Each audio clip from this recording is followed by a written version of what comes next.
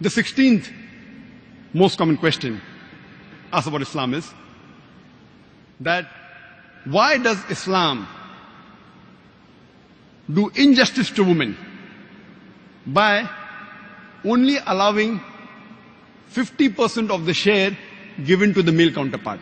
That why do women in Islam inherit only half what is inherited by the male counterpart? It's injustice to them. This is the 16th most common misconception.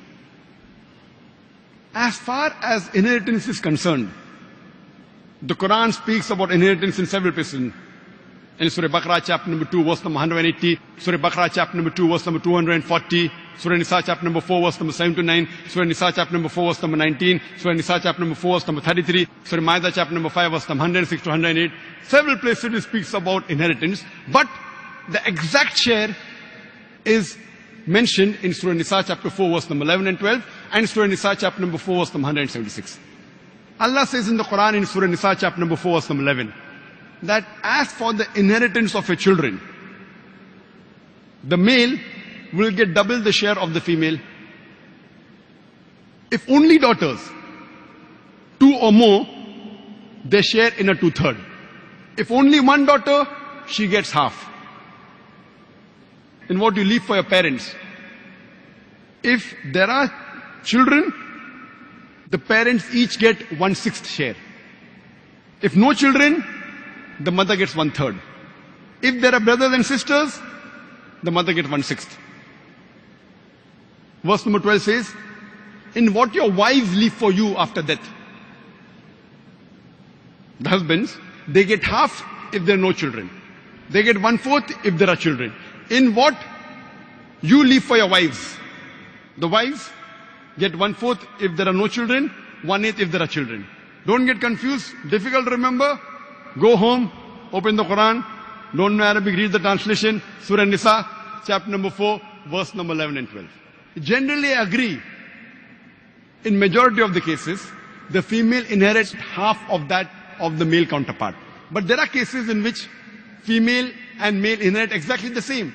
As I mentioned, if the person who has died has children, mother and father both get 1/6.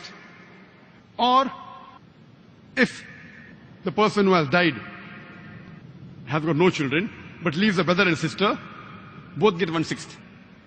There are cases in which sometimes the female inherits double. If a female dies and leaves behind no children, but has a husband and mother and father, the husband gets half, mother gets 1/3, the father gets 1/6. So mother gets double than the father, but there are rare cases. I do agree as a normal general policy, the female inherits half of that of the male counterpart. If it's daughter and son, son inherits double than that of the daughter.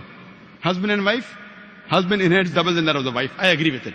What is the logical reason?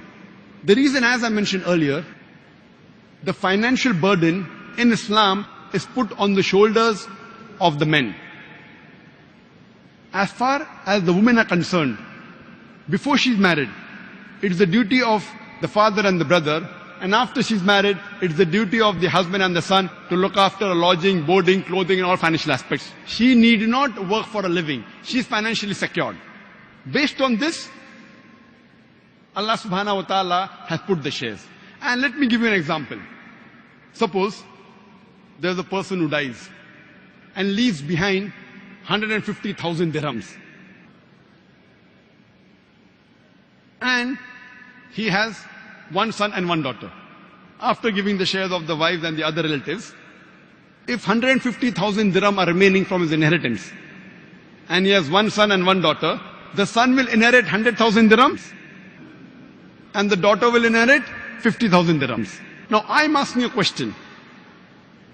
Would you prefer being a son who inherits 100,000 dirhams, and maybe 80 to 90% of that wealth you may have to spend on your family because you are the bread earner? Or would you prefer inheriting 50,000 dirhams and keeping everything for yourself, not even spending a single dirham on anyone else? So logically but naturally you prefer inheriting 50,000 dirhams and not spending a single dirham on anyone else, rather than inheriting 100,000 dirhams and spending 80%, 90%, 100% of it on looking after the other members of the family. That's the reason Allah subhanahu wa ta'ala is just. If He would have given both of them equal share, then I would have to give a talk on men's rights in Islam. Then the men would object. What kind of religion is this? We have to look after the family, and when we inherit equal. So Allah subhanahu wa ta'ala sees to it that is just with everyone. Allah says in Surah Nisa, chapter 4, verse number 40. Allah subhanahu wa ta'ala is never unjust in the least degree.